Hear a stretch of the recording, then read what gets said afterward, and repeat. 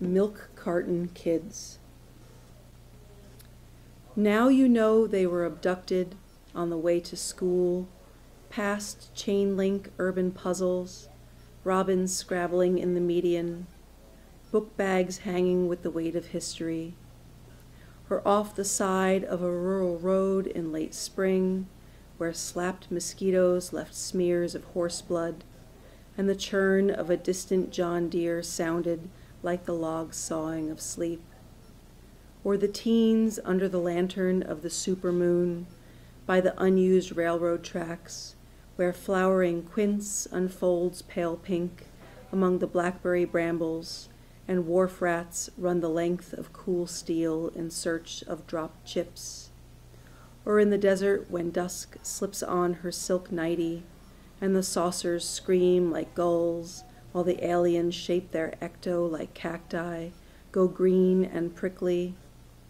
The extraterrestrials tap their feet to snap on high beams, but we call them stars. Up the kids go as your radio loses its tune, the television becomes a box of static, and the digital clock blinks 5 again and again, not stuffed in a trunk, not dragged from a lake.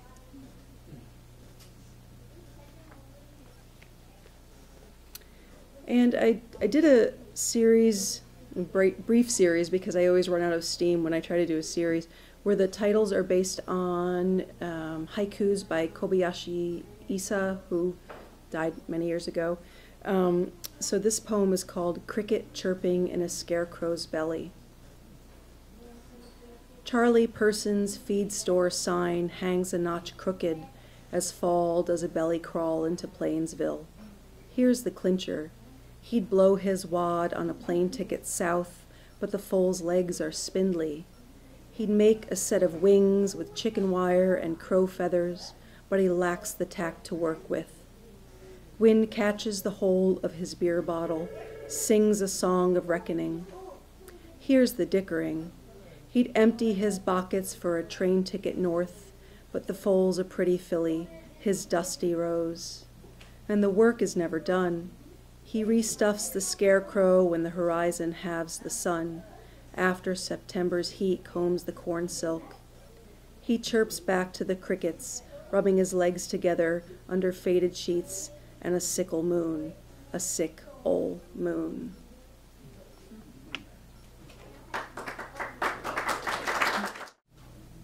A man and woman sit in a restaurant.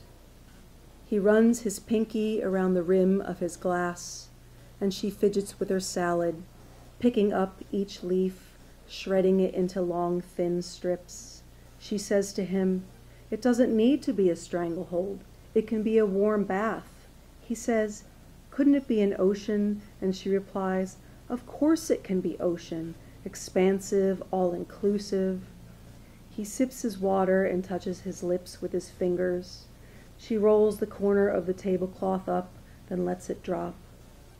"I don't want to drown," he says. She says, "You can touch my depths." He repeats, "I don't want to drown." A pause. He says, "You will wash me down like colored glass, tumbled in the intense blue of intense you."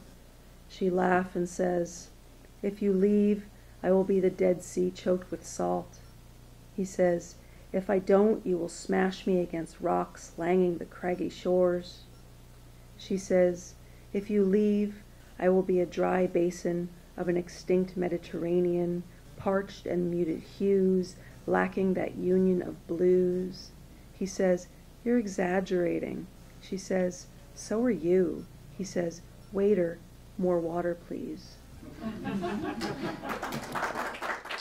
I have a manuscript that is made up of all prose poems without titles. And it's sort of unified by an actual plot arc, which sounds weird for a book of poetry, but it is. And so I'm just going to read a couple of them, which I think sort of stand alone. And the manuscript is about my son, who's a pretty awesome little 5-year-old. So here's the first one, and it doesn't have a title. Today's paper reports a woman rolled her 10-month-old onto the subway platform, then left on the northbound train. She would have struggled down those stairs from the street. I've asked strangers to take the foot end of your stroller as we hefted your weight down into the darkness, those arterial transitways of the metropolis, never meant for mothers with babies in prams. How she must have thought to be done with her daughter's hungry mouth, those ever-grasping hands, no doubt dimpled at the knuckles, still full-cheeked in her infancy. And just a news report ago, a father left his son in the oven of his car, the Atlanta sun baking, baking, baking.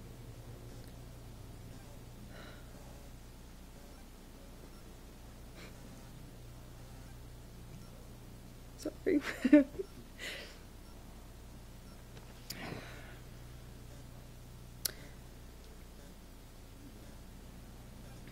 So we mourn and move on to the next abandonment. And in other news, I bled again this month, the ticking slowed to a near stop. Time dripping into the bucket of my own infertility. No more babies for me. So this news is personal. This news that breaks hearts. This news again about who has not, or God forbid, didn't want.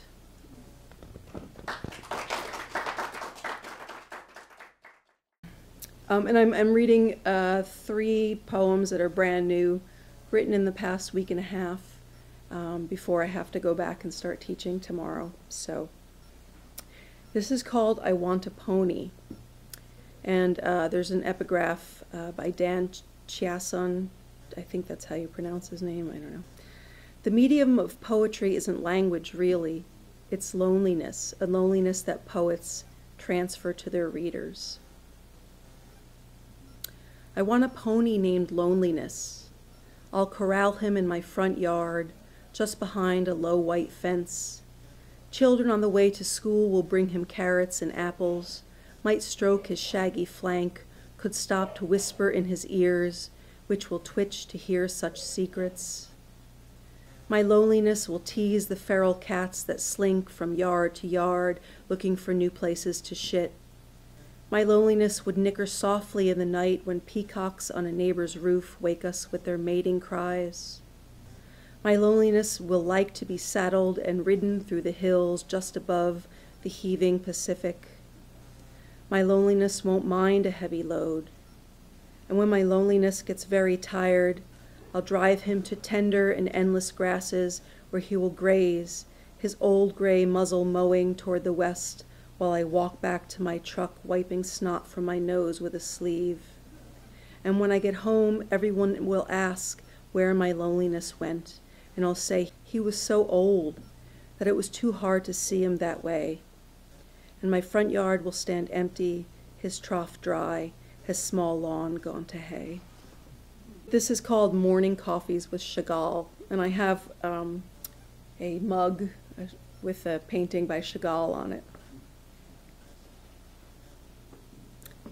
The bride and groom lift off as if their feet were filled with helium, a bouquet of peonies clutched in her hands, lips locked as if they're inflating each other like elegant balloons, such static buoyancy in new marriage, caught forever on a ceramic mug, caught forever before Bello would be plucked away, before he would walk empty-handed from that hospital in the Adirondacks, caught when Chagall still hovered, snagging valentines in his teeth as the small motored planes whizzed by, as glossy-winged birds nodded their approval of his carmine skies. The ideal moment, as good as a Grecian urn, before the bride rubs her fingers raw, scrubbing potatoes for dinner, before the groom sweats through his shirt chopping wood, caught before dinner talk goes cold and taciturn, held aloft, alive, before their feet touch the ground, before dishes need to be done, before the cup is drained, rinsed, and shut away in the hot spray of my top-of-the-line machine, caught flying before the gravity of domestic routine.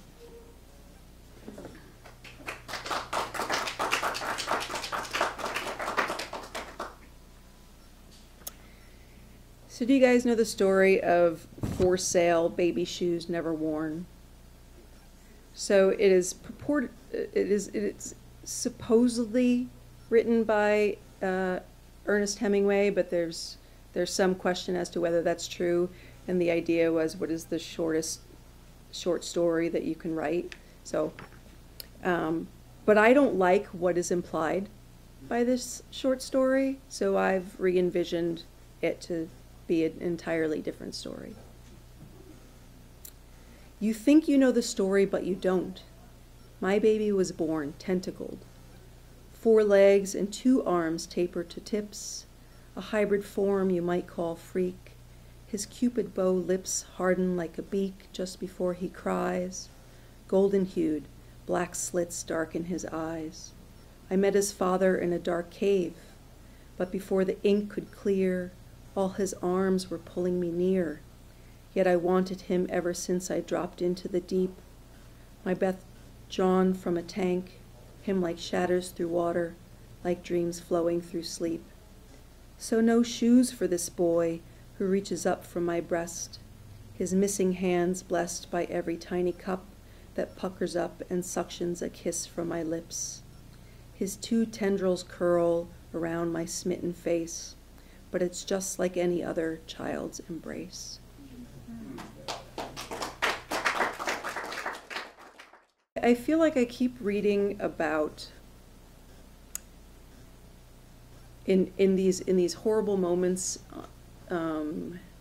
during warfare and political unrest, the use of rape as a weapon. And this is sort of a historical telling of this idea, and it's called Conquistadors. But also this idea of what would you do for survival in those particular circumstances. His plumage and cocked hat are a brilliant flag against my former section of sky. His fingers immersed to the hilts in my hair, my neck captive to his other hand. He bows then when his tongue opens the sealed slit of my mouth. This is how they cast their shadows, and we spit dirt, we lay in their darkening. They have built buildings and ships using the same strong wrists that can pin and twist, yet we feed from their hands. I am kneelingly close to love when he bruises himself against the sharp complaint of my hips, and his small ring slivers a little skin below my eye. His grip slackens, and I part. I resisted forgetting. I forget resisting. We always bend our fear into something more useful. This next poem is started off as one of those sitting at the kitchen table with my husband after our son goes to bed, drinking a little bourbon and talking about his job, and then it sort of went from there. And it's called, and also I should let you know that it incorporates a quote from a recent essay in The New Yorker by Rafi Kachadorian, which is an essay that was written on the anniversary of the Armenian genocide. So this is called Shocking, Isn't It? My husband said his patient was dead, that the cells were still firing, but the heart was not pumping. He called it pulseless electrical activity, and we spoke of backup systems in the language of engineering, how a failure of redundancies sank the Titanic. Because I want the mystical and science, the double redundant system, I said, electricity resides in the heart, that must be God. I could suppose this was true. He might have reached down with a finger of broken light to offer man fire. Maybe on winter days he jumps from hand to hand in static crackles as I reach to touch what I love. Then I read of torture in the name of God, how he is used to break men. They hung me up on my arms, nude, and attached electric wires. When they turned on the current, my whole body trembled. Easier then to switch off that bulb and let the room go dark. But this only lasts until late night when I'm awakened by a rumble, then flash, as lightning cuts through the sideways rain. This is untitled because it's from that book thing that I'm working on. And I guess I'll preface it by saying that we went off to the woods of Connecticut to have our son. So we were there through the pregnancy and the birth, and then we decided that we could no longer stand to live in the middle of nowhere, in the middle of the woods. So then we went back to Seattle. But this is sort of, just to give you a setting, it's at a cabin in the middle of the woods with a very, very tiny newborn. They can't help but make symbols of themselves. In the Hall of Birds, for example, we walk the glass walls of wings pinned in static flight, a vole dripping from the mouth of the barn owl. But I'm looking at the common kind for reference. In the backyard, for example, it must have been a nuthatch nest laid to waste the morning I woke to what sounded like a crying dog. It was a blue jay marauding with a shriek, and she left with claws full when all week prior someone sat in the camellia's crown, tending what was hatched. At our cabin in the woods, for example, where I carried you through those late winter months, tracking the mating pair of geese that called the muddy pond home. In the dark, after the hatching, they honked their horns of distress while I birthed a boy. The smell of my own blood lingered for weeks as I counted down the goslings to 0. Again, at our cabin in the woods, you bawling as the sun tiptoed into the hollow. It must have been a red-bellied sapsucker that played the metal gutters every dawn, hammering my fatigue home until I begged your father to kill it. The bird's machine gun report answered by shotgun, that residence still traveling as the crow flies. And then I thought I'd read my 2 Poets Respond poems. So, and they're almost kind of linked because of the order in which these events happened. They're sort of about the beheadings that happened recently, but also I feel like they came from a place of wondering what it would be like to be a mother and to lose your child in such a way, and also one of the events that happened in these poems seem to coincide with the anniversary of 9/11. So that's just to give you some context for these. And the first one is called Corpse Flower. In Memoriam, James Foley.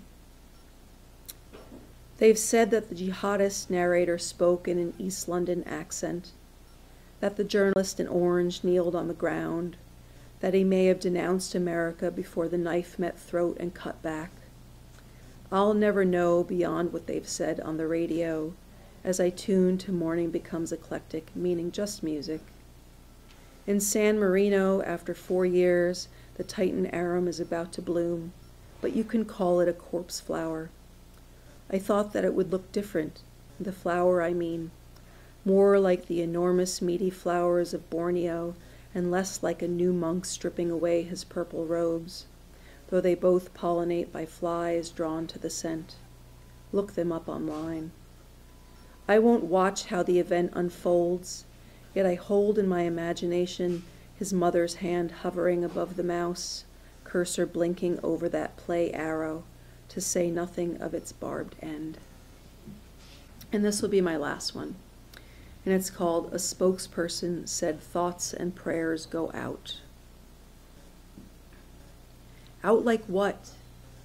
Whispers in a tin can tied with yarn 1,000 miles long to the can of a woman, her ear desperately pressed to its emptiness.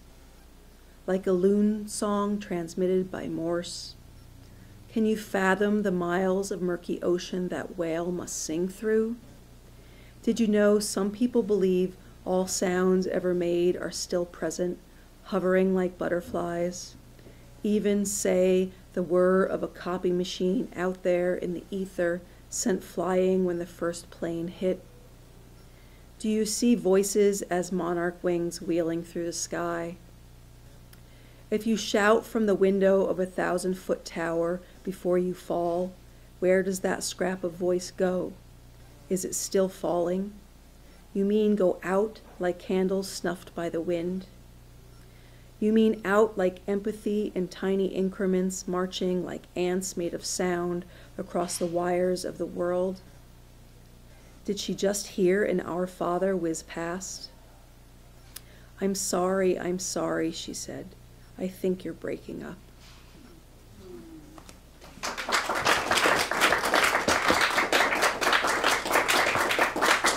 Thank you.